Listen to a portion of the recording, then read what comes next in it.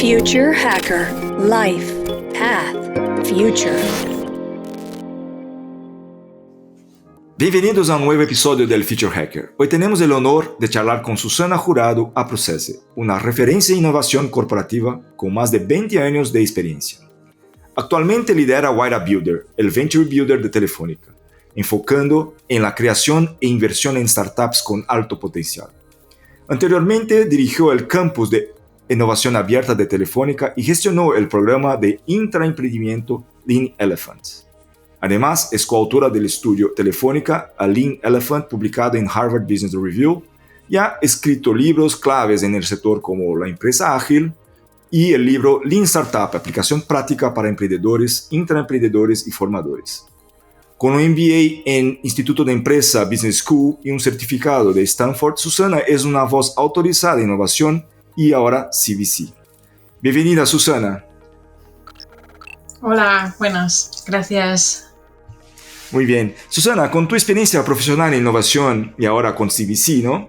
¿Cómo percibes la evolución del papel del Corporate Venture Capital en el panorama futuro de la innovación empresarial? ¿Cómo esto está ahí de alguna forma relacionado?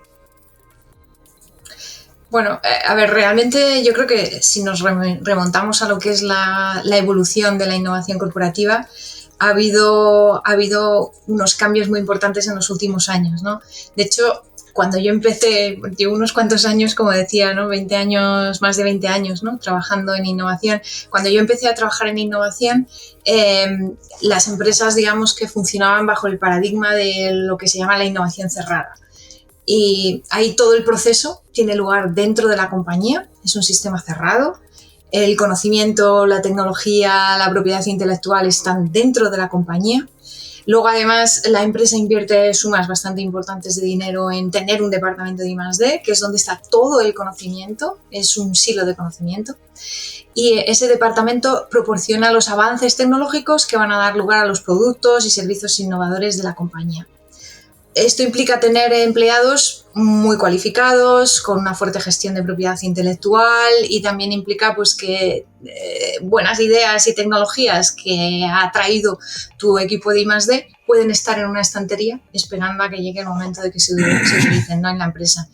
Entonces, a partir de 2003, cuando Henry Chesbrough, que se considera el padre de la innovación abierta, publica su libro, ha habido poco a poco un cambio importante en las empresas y se ha ido rompiendo con ese paradigma para ir adoptando el paradigma de la innovación abierta, ¿no? Como dice el propio Henry Chesbrough en su libro, innovación abierta significa que las ideas valiosas pueden venir de dentro o de fuera de la compañía y que también pueden llegar al mercado desde dentro o fuera. O sea, que pueden hacer tanto por un camino tanto como por otro, y al final todos los caminos tienen la misma importancia dentro de la empresa, a diferencia, ¿no? De lo que era el paradigma de innovación cerrada. Claro, con este paradigma de innovación abierta se abrió un abanico de posibilidades enorme. Y no solo estamos hablando de actividades como partnerships, joint ventures, consorcios, spin-offs, licenciar o comprar propiedad intelectual, participación en co-creación con clientes, todos los temas de crowdsourcing. Uno de los aspectos más claves o más críticos que ha traído la innovación abierta es todo lo relacionado, ¿no? con trabajar y, sobre todo, invertir, ¿no? En startups. De hecho, en muchos casos, cuando se suele hablar de programas de innovación abierta en el mundo corporativo, se da por hecho que de lo que estás hablando es precisamente de esto, del CVC, ¿no? de invertir en startups. Este salto de paradigma pues, ha hecho obviamente que cambien muchas cosas en las compañías, en las corporaciones a nivel de innovación.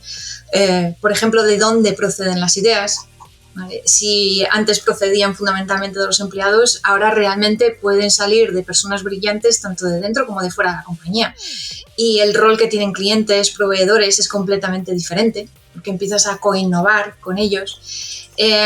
Y al final hay una serie de cambios, por ejemplo, también, además de apoyarte en el conocimiento de dentro, te apoyas en el de fuera, y no solo eso, sino en la propiedad intelectual de otros, con lo cual llega un momento en el cual puedes incluso crear una ventaja competitiva para tu compañía apoyándote, ¿no? en otros de fuera.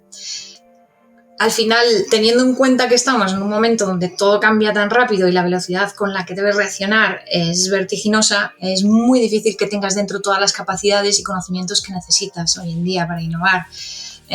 Y bueno, si ya hablamos un poco de todo lo que es la movilidad de los profesionales y por tanto del conocimiento, y con precisamente el florecimiento de todas estas nuevas empresas, ¿no? Las startups, que ha provocado todo el movimiento del capital riesgo, pues una buena idea hoy en día no la puedes tener en una estantería esperando a que llegue el momento de usarla, porque seguro que otros van a llegar y la van a lanzar al mercado antes que tú. Entonces tienes que de alguna forma también ser capaz, ¿no? de aprovechar ese movimiento, ¿no? y traer esa otra forma de innovación, no llevarla también a la corporación, a la empresa. Entonces, básicamente, yo creo que uno de los grandes cambios precisamente viene de ahí, de ese cambio de paradigma, ¿no? Y uno de esos grandes cambios, obviamente, es todo lo que tiene que ver con incorporar el mundo corporativo, ¿no? Ligarlo, ¿no? al mundo del emprendimiento, el mundo de las startups. Perfecto.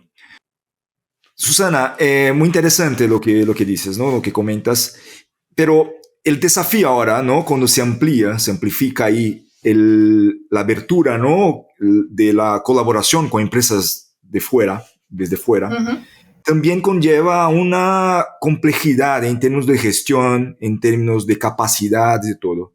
¿Cuáles son los desafíos en este hilo? A ver, está claro que realmente si esto se hace es porque hay claramente un win-win, ¿no? Para ambas partes, ¿no? Tanto para la startup como para la corporación. Es verdad que cuando estamos hablando del CVC, las corporaciones no tienen solo un rol de inversores, van más allá. Las corporaciones pues tienen la capacidad de alguna forma ayudar a las startups a generar negocio, ya sea porque pueden convertirse en clientes.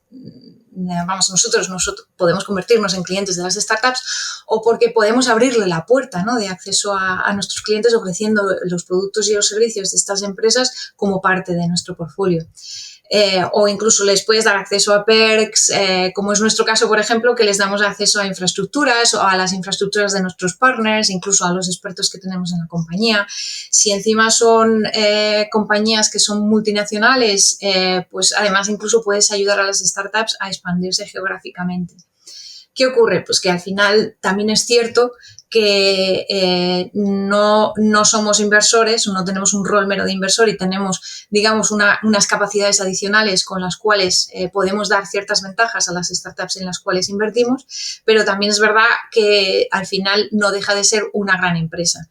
¿Qué quiere decir? Pues que la llegada, por ejemplo, esto que hablaba de ayudar a generar negocio, pues de alguna forma tienes que adecuar la cultura de la empresa para que las unidades, por ejemplo, que tienen acceso a los clientes o que están buscando, por ejemplo, también soluciones para ser clientes de determinados productos, estén abiertas a trabajar con startups, ¿no? Eso supone un cambio importante, ¿no? en la cultura de la empresa.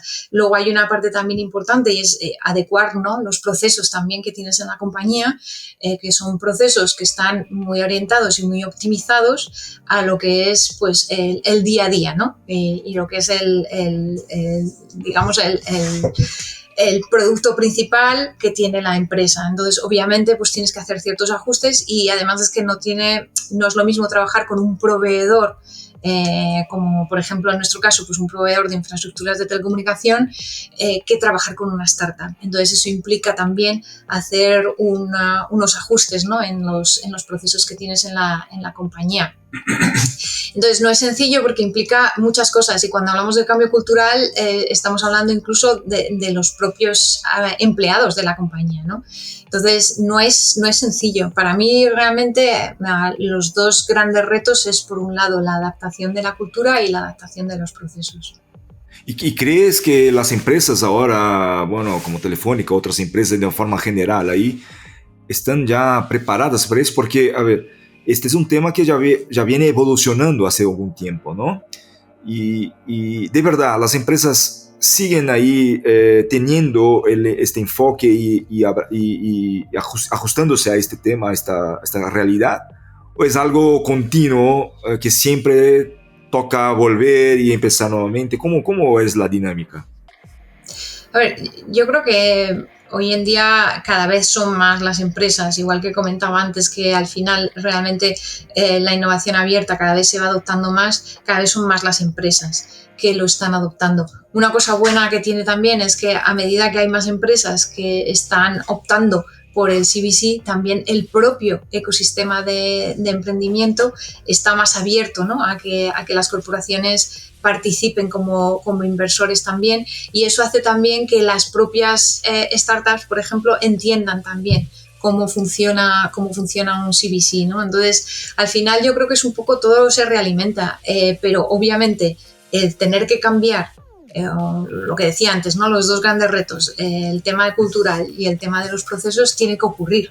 Y es algo que no ocurre de un día a otro, ¿no? Entonces, ahí al final, de hecho, lo que estoy viendo mucho es empresas que para hacer este cambio lo que hacen es apoyarse, ¿no? o bien en alguna consultora, ¿no? de innovación que ayuda de alguna forma a poner en marcha este programa dentro de la compañía, o bien incluso hay compañías como por ejemplo es nuestro caso, el caso de Telefónica, donde realmente ayudamos a otras corporaciones, ofrecemos el servicio de decir, vale, nosotros ya lo hemos hecho ese cambio, te podemos ayudar, ¿no? Pero al final sí que es verdad que lo que está ocurriendo es que es un cambio que no es sencillo. Y cuando estamos hablando de hace 10, 15 años, prácticamente no había casos, o sea, eran muy pocas las corporaciones que realmente estábamos invirtiendo en startups. Hoy en día no es así, con lo cual digamos que tienes muchas referencias y tienes, digamos, la posibilidad, ¿no? de buscar ayuda para ver cómo ejecutas o cómo realizas ese cambio. Pero obviamente no es sencillo, pero sí es cierto que cada vez son más y que el hecho de que cada vez haya más empresas o más corporaciones que lo estén haciendo hace que al final sea algo como mucho más aceptado y que de alguna forma sean más reconocidas cuáles son las mejores prácticas, ¿no? para hacer ese cambio. Y me parece que el tema, ¿no? de Venture Capital, de CVC en las corporaciones, son justamente para corporaciones, o sea, grandes corporaciones, porque esto no va a pasar con una empresa mediana, ¿no? Es algo que necesita una estructura, me parece, ¿no? Es así. Es cierto, pero también es verdad que a lo mejor pequeñas o medianas empresas tienen la posibilidad de unirse a iniciativas que ya existen. Por ejemplo, a lo mejor no van a crear su propio CVC, pero sí que pueden unirse de alguna forma a otras iniciativas de CVC. Porque sí que es cierto que al final la infraestructura, si quieres tener tu propio CVC, es importante, pero al final, de hecho, para mí una de las cosas más bonitas, ¿no? que tiene la innovación abierta es precisamente que tienes la posibilidad de colaborar con otros, y si no tienes digamos, los recursos o el tamaño suficiente para hacerlo, siempre se pueden buscar iniciativas existentes a las cuales te puedas sumar, o crear una iniciativa a la cual sumes a otras personas, ¿no? O, bueno, más que a otras personas, ¿no? a otras empresas. Y en las empresas, en tu artículo, ¿no? de Harvard Business Review, Lean Elephant, hablabas ahí en otro momento, ¿no? del tema del desafío de las empresas de empujar la innovación internamente por todos los desafíos ahí de que las personas estén enganchadas, las áreas y todo.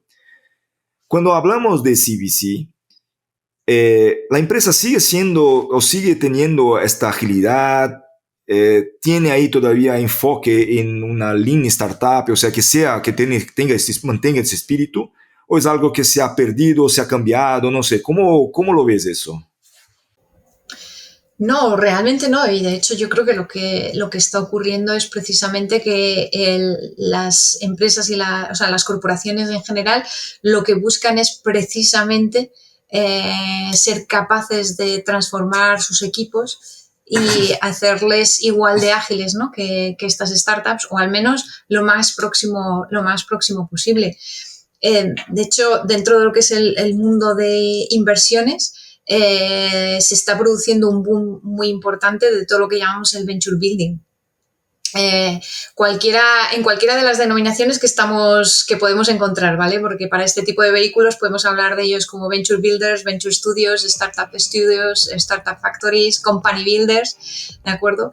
Lo único es que realmente esto no es algo nuevo. ¿vale? De hecho, el primer Venture Builder fue Idealab, que nació en el año 1996, pero llevamos ya unos años en los cuales se están creando muchos Venture Builders. De hecho, un estudio del año pasado daba unas cifras realmente impactantes. En los últimos 6 años se han duplicado el número de Venture Builders en el mundo. Y lo más interesante todavía es que este movimiento no es solo de Estados Unidos, sino que en regiones como Europa o en Asia el crecimiento de este número de vehículos es mayor que en Estados Unidos. Y de hecho Europa está ya prácticamente igual en número de Venture Builders que Estados Unidos.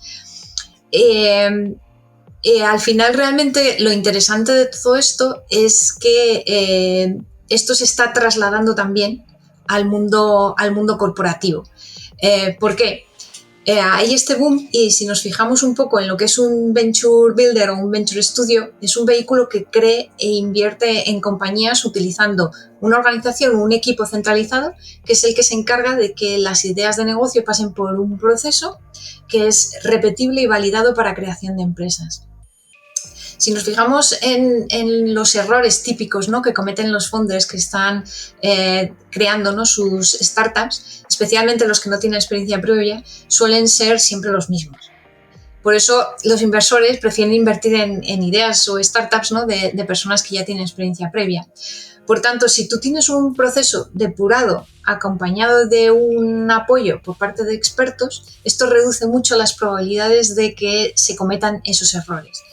Con lo cual, esto te permite, al final, que los Venture Builders tengan mejores ratios de riesgo y retorno de inversión que los Venture Capital. De hecho, en este mismo estudio que comentaba antes, por ejemplo, el Capital Loss Ratio, ¿no?, que es el ratio del número de inversiones que acaban valiendo cero respecto al número total de inversiones que se ha realizado en un determinado fondo de inversión. Bueno, pues el Loss Ratio en Venture Building es menor de un 10%, mientras que en el mundo Venture Capital es de más de un 20%.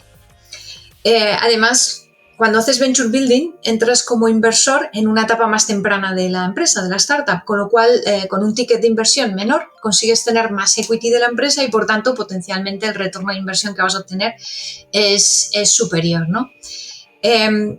Si nos centramos de nuevo en el mundo corporate, hay una tendencia clara al corporate, a lo que se llama el corporate venture building también. Es algo que podríamos decir que empezó realmente, ¿no?, con la publicación de Eric Ries del método Lean Startup en 2011, ¿no?, y que es un poco como el germen, ¿no?, de lo que podríamos hablar que son los programas de intraemprendimiento, ¿no? Que nosotros, como comentabas antes, pues empezamos en 2012, ¿no?, con las primeras pruebas para ver si éramos capaces de aplicarlo, y en 2013 fue cuando pusimos en marcha, ¿no?, el programa Lean Elephants. Hoy en día ya hay muchas empresas con programas de intraemprendimiento y yo creo que en los próximos años vamos a ir viendo como más y más corporaciones van a ir sumándose al carro de esta tendencia e ir un paso más allá e incorporarse en el venture building, entendido ya no solo como intraemprendimiento, sino también como la propia creación de startups, ¿no?, a partir de la corporación.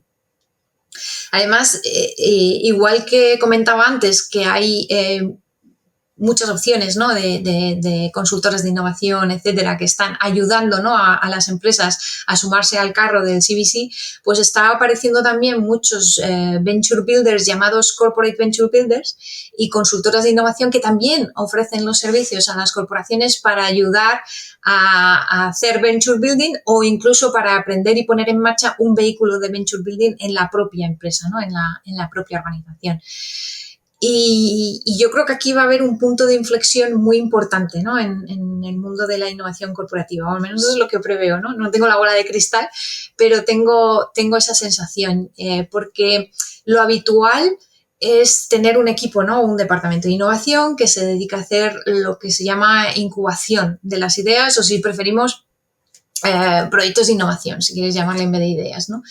Pero a medida que se vaya incorporando este modelo de venture building a las empresas, ¿no? Y repito, estamos hablando, no he entendido ya solo como emprendimiento, sino también lo que es creación de startups como compañías independientes, pues en el momento en que empiece a ocurrir, las empresas van a tener dos vehículos para poder explorar las oportunidades de innovación, ¿no? que van emergiendo. Lo que llamamos la incubación, ¿vale? Apoyándose en estos equipos internos, y lo que he escuchado, ¿no?, denominar últimamente como excubación, ¿no? Apoyándose en estos vehículos de venture building, ¿no? De forma que, dependiendo de la oportunidad y teniendo en cuenta aspectos como cuáles son las prioridades, ¿no?, que tiene la compañía y los recursos y capacidades, ¿no?, que tiene, pues podrá decidir si aborda esa oportunidad por la vía interna o por la vía externa. De hecho, también existe la posibilidad de arrancar explorando la oportunidad por una vía y luego moverse a la otra si es que en un momento dado se ve que tiene mucho más sentido. Con lo cual, esto va a dar muchísima flexibilidad. Perfecto. Y esto de las empresas, ¿no? De colaborar, de hacer este tipo de movimiento, es algo que crees que, como dices, ¿no? Es una evolución, pero como toda evolución también estamos en un momento, me parece, en que se ha creado un negocio, ¿no?, de CVC, o sea, como dices, ¿no? Gente haciendo consultorías, gente ayudando a otras empresas, incluso empresas como Telefónica que ya tienen experiencia en eso, ayudando a otras empresas. Uh-huh. Hablando de este camino, ¿no?, desde tu punto de vista, con la experiencia que tienes de toda esta evolución que comentas ahora, que comentabas, ¿cuál es el próximo paso de esto todo? ¿No? ¿Hay algún próximo paso que estáis mirando ya como un trend, alguna cosa que va a ocurrir? O sea, si el CVC ha empezado como 20 años, un poco más que eso, y ahora parece ser que está en un momento de realmente impulso, aceleración. Hablando de 20 años, 10 años hacia adelante, ¿qué sería el próximo movimiento? ¿Hay alguno que está en tu radar ahora mismo?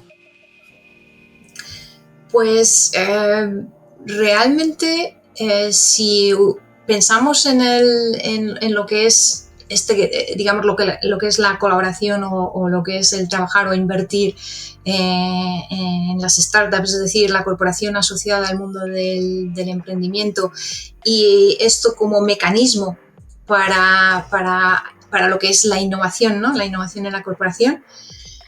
Para mí, la siguiente gran revolución va a estar en lo que es la aplicación de la inteligencia artificial a todo lo que son los procesos de innovación corporativos. Y ahí podemos estar hablando, si hablamos de inversión pura, podemos estar hablando de utilización de la inteligencia artificial para ayudar, ¿no?, a la toma de decisiones de inversiones, por ejemplo. Pero si nos centramos, por ejemplo, más en justo lo que estaba hablando hace un momento, ¿no?, ese punto de inflexión en el cual, y sobre todo esa tendencia, ¿no?, hacia lo que es el venture building y como mecanismo o como herramienta de innovación para crear, ¿no?, nuevas fuentes de ingresos para la compañía, está empezándose a llamar esto de incorporar, ¿no?, la inteligencia artificial a los procesos de innovación, se está empezando a llamar ya Autonomous Innovation. Para mí es lo siguiente. De hecho, nosotros estamos empezando ya a mirar este tema, porque, a ver, no creo que lleguemos al punto, de hecho espero que no lleguemos al punto, ¿no?, en lo que significa o lo que implica la palabra autonomous, ¿vale? Entre otras cosas porque si no hay intervención humana, al final estarían todas las empresas implementando las mismas innovaciones, ¿no? Entonces, y en ese caso sería sustituir la Susana o sustituir el emprendimiento. ¿Dónde queda eso? Claro, yo en principio eso es lo que planteo, que realmente no creo que lleguemos a ese extremo.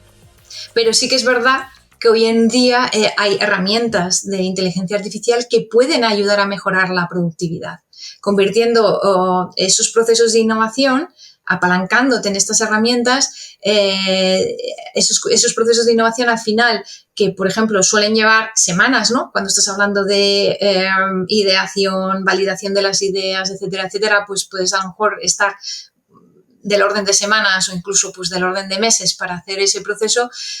Apoyándote en estas herramientas, podría reducir esos tiempos, podría reducir tiempos de semanas a días. Entonces, por ejemplo, en vez de hacer el típico partir, ¿no? Cuando dices, venga, vamos a intentar crear una idea, ¿no? Vamos a ver con qué idea conseguimos llegar para tener una potencial idea de negocio. Empezar con, yo qué sé, un brainstorming, ¿no? Un proceso de ideación para sacar ideas. Tienes herramientas, ¿no? Herramientas de inteligencia artificial que te pueden proporcionar una primera batería de a lo mejor 100 ideas, así de golpe en cuestión de horas, y partiendo de esas 100 ideas que te ofrece, ya crear sobre ello, ¿vale? Interviene ya el equipo de humano, por decirlo de alguna forma, y a partir de ahí, partiendo de esa base, en vez de partir de cero, partiendo de una base de ideas, empiezas a construir ideas nuevas, ¿no? Sobre ello, mezclando, etcétera. Eso que hoy por hoy realmente los humanos somos capaces de hacer y hacer mejor, ¿no? Que las máquinas. O, por ejemplo, lo típico que haces, vamos a ver si aquí hay una oportunidad de negocio, pues el típico market research, ¿no? Pues el punto de partida puede ser, por ejemplo, algo que te proporciona una inteligencia artificial y luego ya a partir de ahí profundizas, miras, buscas recovecos, etcétera. Es decir, que te vas apoyando un poco. También, por ejemplo, hay herramientas que te diseñan prototipos. Antes, pues, para hacer un prototipo, pues necesitabas que un desarrollador se pusiera y a lo mejor era un prototipo, yo qué sé, por ejemplo, la típica landing page. Pues en vez de tener a lo mejor un desarrollador trabajando varios días en hacer un prototipo para luego testarlo con clientes, tienes herramientas que te diseñan prototipos, ¿no? Herramientas de inteligencia artificial. Incluso hay herramientas que te simulan personas, es lo que se llama personas sintéticas, a las cuales puedes entrevistar, encuestar, que no es que te vayan a servir para decir, vale, ya está, con eso he validado, pero sí es un punto de inicio donde puedes tener unos primeros insights y luego ya ir, digamos, a humanos de verdad, ¿no? A contrastar esa información, completar, pero tienes ya también otro punto de partida o incluso puedes contrastar, ¿no? Lo que te sale de estas conversaciones, podrías decir, con personas sintéticas, con lo que te está saliendo en las conversaciones que tú estás teniendo para, digamos, ver otras perspectivas. De hecho, yo ya estoy viendo, ¿no? Bueno, dentro del mundo de innovación, ahora cuando ves lo típico, una conferencia, un webinar, esto de utilizar la inteligencia artificial en la gestión de la innovación es como el no va más. Pero es que ya hay corporate venture builders que están incorporando estas herramientas de inteligencia artificial a sus procesos. Hay consultoras de innovación que ya están ayudando a los clientes, ¿no? a cambiar sus procesos de innovación para incorporar estas herramientas de inteligencia artificial y esto va a hacer que cambie muchísimo todo, es decir, cómo hacemos la innovación en general.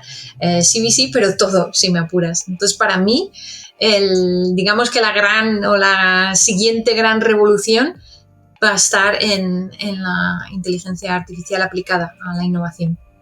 Muy bien, genial, sí, muy interesante. Y hablando de disrupción, de cosas ahí que van a ocurrir, cuando hablamos de CVC, el CVC, la corporación, a través de este vehículo, ¿tiene espacio para innovación disruptiva o es algo más evolutivo? ¿Cómo se crea la tesis, por ejemplo, de un CVC? Bueno, al final, realmente lo que es importante, a ver, cuando tienes un CVC, al final es muy importante entender cuál es el objetivo, lo que quieres conseguir o lo que quieres alcanzar, ¿no? con este vehículo, ¿no?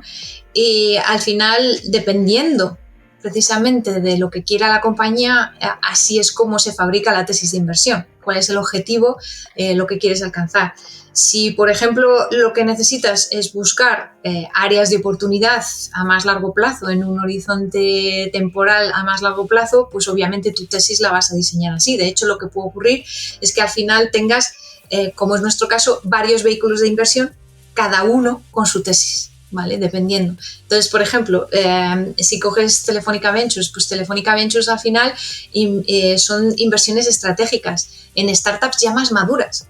Startups que de alguna forma cubren necesidades que se han identificado en la compañía, normalmente, bueno, asociados un poco a los retos, ¿no? que tenemos en la industria. Y entonces estamos hablando de startups que al estar ya más maduras son cosas que realmente incluso en un momento dado, por ejemplo, si obtienes o de alguna forma ofrecen una tecnología que tú puedes empezar a aplicar ya, es algo como mucho más inmediato. Pero puedes estar haciendo también, puedes tener vehículos de inversión como el Venture Builder que tenemos nosotros, donde estás pensando ya más a largo plazo, algo que son necesidades y demás que van a, digamos, a explotar y que van a permitirte estar ahí preparado para estar en esa oportunidad cuando explote, pues a lo mejor dentro de 3, 4 años.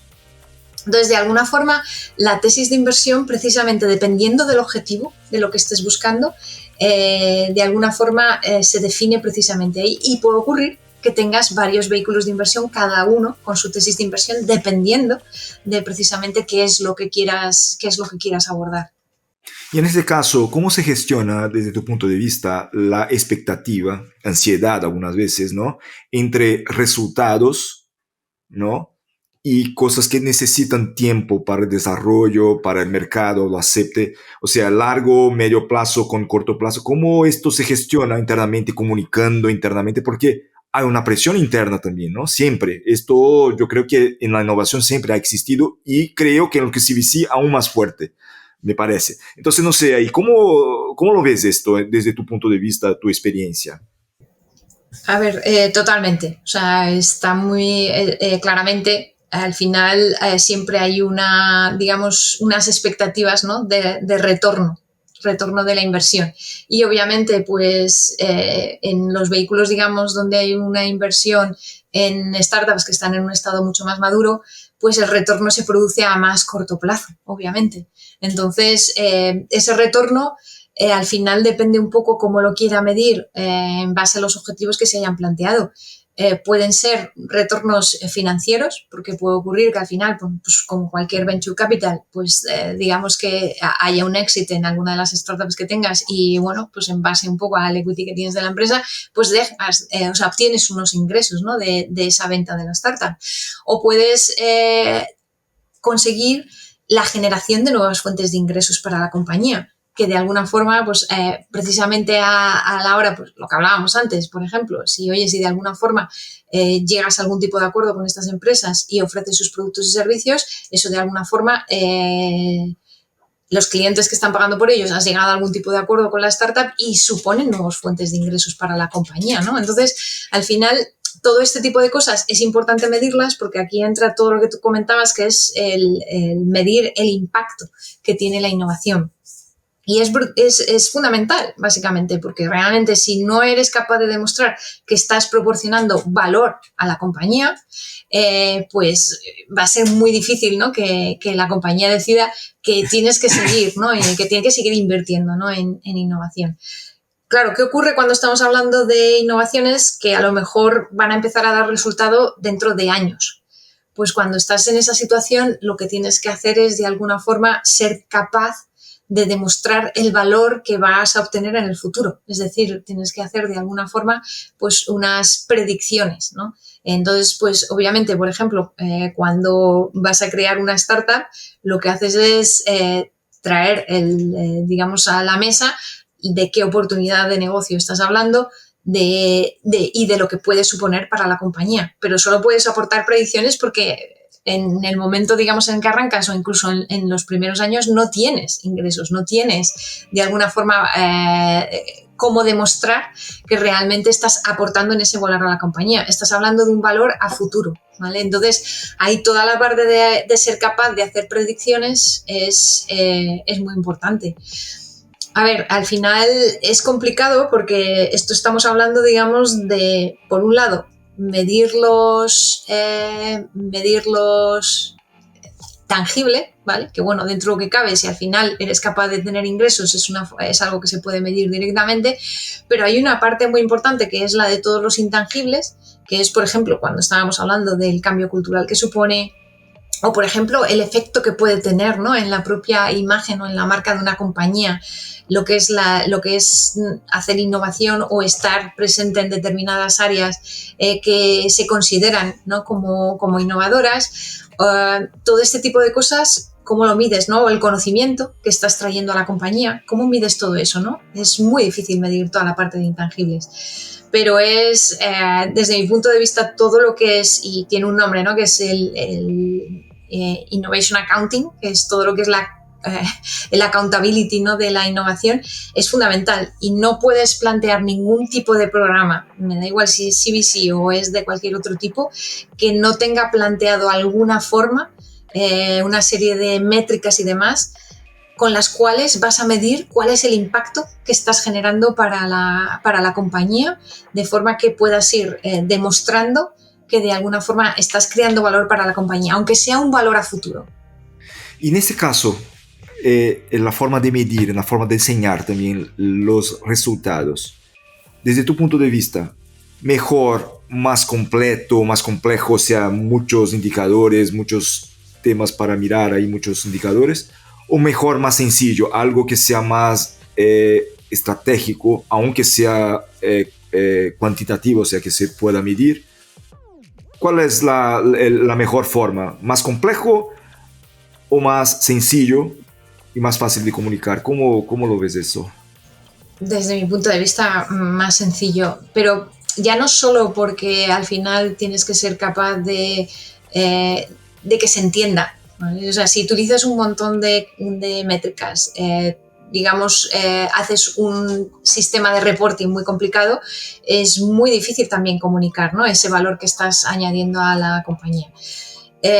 Si es sencillo, ya no es solo que sea mucho más fácil entender qué es lo que estás aportando, es que tiene otra derivada, y es que todo lo que sean métricas implica que tienes que medirlo. Medirlo implica que tienes que dedicarle tiempo y recursos. Entonces tienes que tener un equilibrio, porque si al final te dedicas más tiempo a obtener los valores para las métricas que, digamos, haciendo el trabajo que tienes que hacer en tu día a día, no puede ser ese el objetivo, ¿no? Entonces, tanto porque sea comprensible y fácil de comunicar, como por invertir los recursos que realmente haya que invertir en lo que sea medir resultados, para mí, desde mi punto de vista, tiene que ser pues, lo más sencillo posible.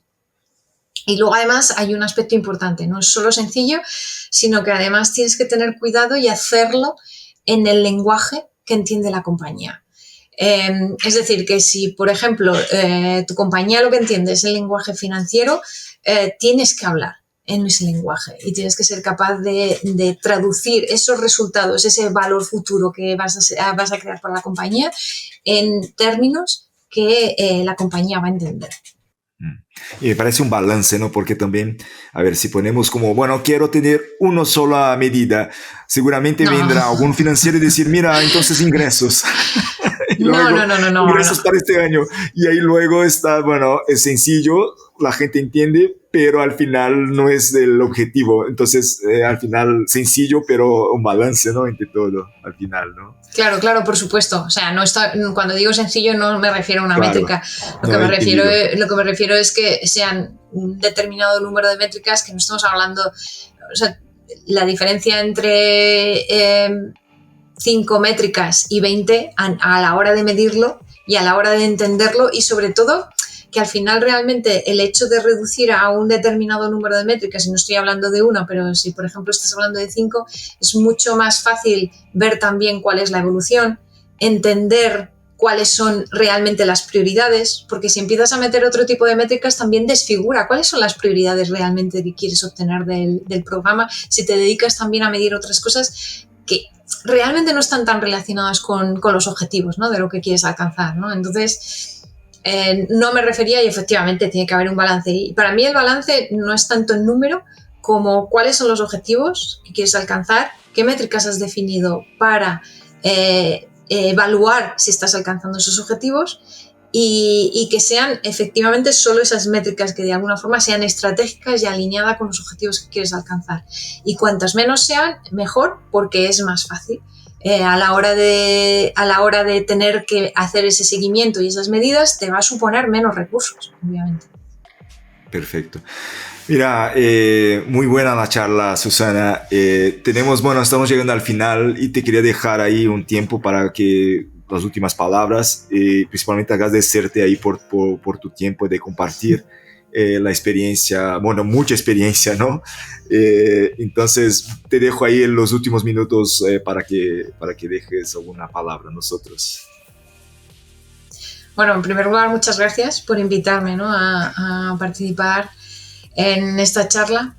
Como ves, además es un tema que me parece absolutamente fascinante, ¿no?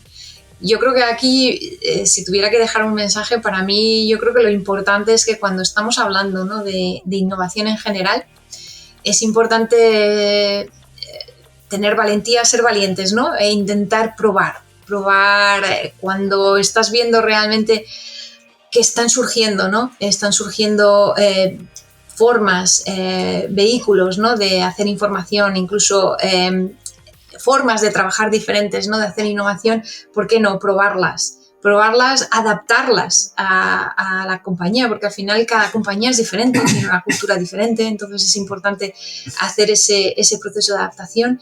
Y sobre todo, para mí creo que si se trabaja, ¿no?, en el mundo de innovación en general, creo que es vital el hablar con otras, ¿no?, conocer otras experiencias, conocer lo que están haciendo otras empresas, compartir experiencias, mejores prácticas y de alguna forma aprender los unos de los otros. Creo que eso es algo que cualquier persona que trabaja en innovación tiene que tener como parte, ¿no?, de su trabajo, ¿no?, de su forma de hacer las cosas. Entonces creo que cuando trabajas en innovación no solo se trata, ¿no?, de mirar cuál va a ser la siguiente innovación que vas a llevar a cabo, sino también pensar en cómo puedes hacer las cosas de forma diferente, ¿no? Mirar qué hay fuera e intentar traer hacia la compañía cosas que realmente pueden funcionar y hacer que todo vaya mejor, ¿no? Incluso probar nuevas formas de hacer o nuevos vehículos, ¿no?, de hacer innovación.